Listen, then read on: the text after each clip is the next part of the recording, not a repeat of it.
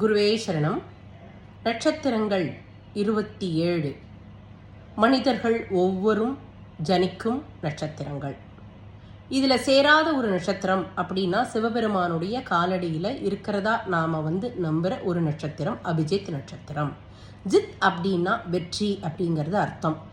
இந்த அபிஜித் நட்சத்திரத்தினுடைய அதிபதியாக பிரம்மனும் அதனுடைய தெய்வமாக நரசிம்மரும் வருகிறார்கள்.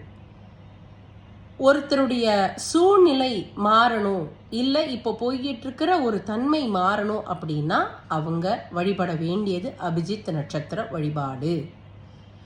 ஒவ்வொரு நாளும் 12லிருந்து 12:30 வரை இந்த நட்சத்திரத்தினுடைய தன்மை இந்த பிரபஞ்சத்தில் இருக்குது.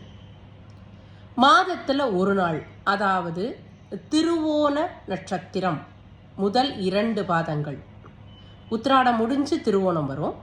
உத்திராடத்தினுடைய கடைசி 2 பாதங்களும் திருவோண நட்சத்திரத்தின் முதல் 2 பாதங்களும் சேரும் அந்த நேரத்தில் இந்த அபிஜித் நட்சத்திரம் தோன்றுவதாக ஒரு ஐதீகம்.